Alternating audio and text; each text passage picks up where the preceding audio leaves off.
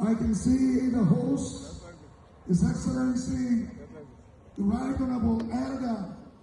The cycle of competition among our states is now evident in the quality and ambition of the investment summits convened across the Federation. Every state possesses immense promise, but each must define a trajectory unique to its history, geography, people, and comparative advantage.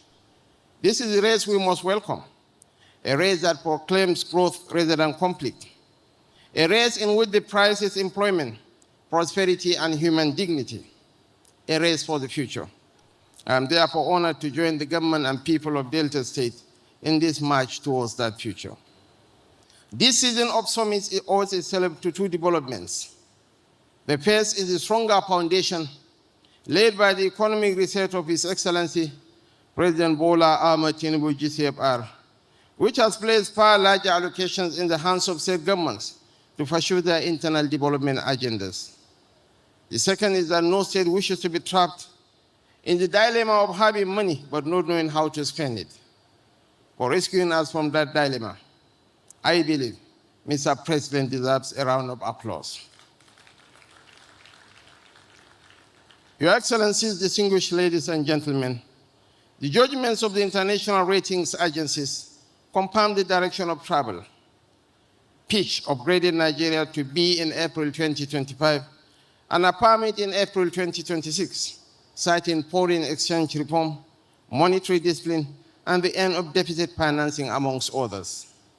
In May 2026, S&P also raised Nigeria to B, its first upgrade in 14 years, following a sustained reform, stronger oil output, and expanded domestic refining.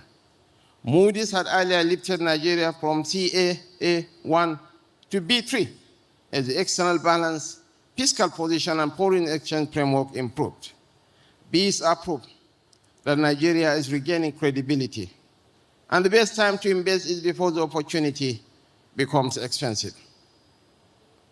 Delta State enters this moment with an advantage. That advantage is larger than its oil well. It resides in the conviction behind this gathering that the future of a people cannot be deposited in a single commodity. Diversification is an instinct of economic self-preservation and a measure of the quality of leadership. A government that prepares for life beyond oil understands that resources may finance progress, but only ideas, institutions, and enterprise can sustain it. Consider what this state holds. Delta sits on one of the longest coastlines in our federation, with the ports of Warri, Koko, Burutu, and Sapele, and creeks and rivers that make the blue economy something Deltans can touch.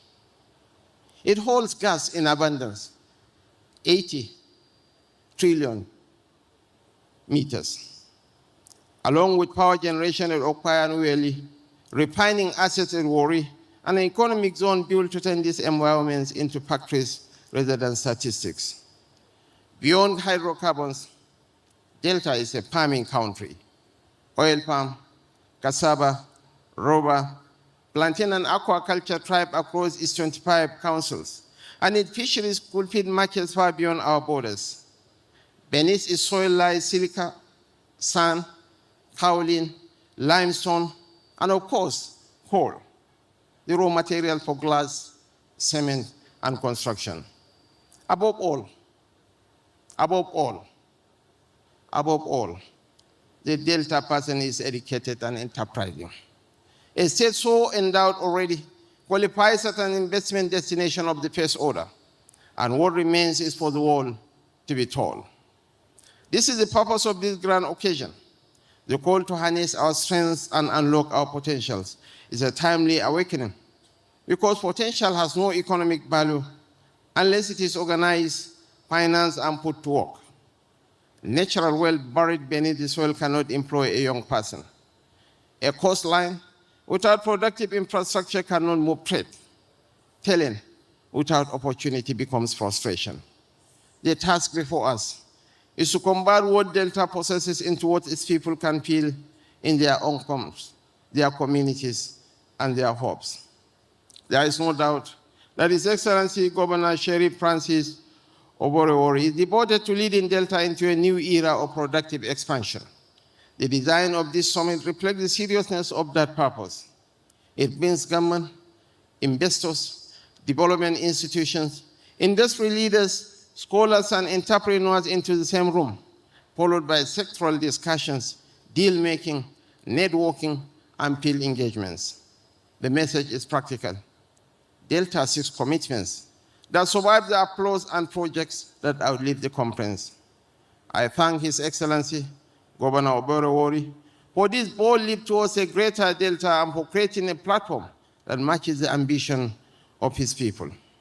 To our investors, entrepreneurs, financiers, captains of industry, innovators, development partners, the diplomatic community, and friends of Nigeria, you are welcome to Delta State. The federal government stands ready to support credible investments, strengthen enabling institutions, and work with the state to remove obstacles to enterprise. We are co-travelers on the road from promise to production, from allocation to transformation, and from potential to prosperity. Thank you, and may God bless Delta State and the Federal Republic of Nigeria.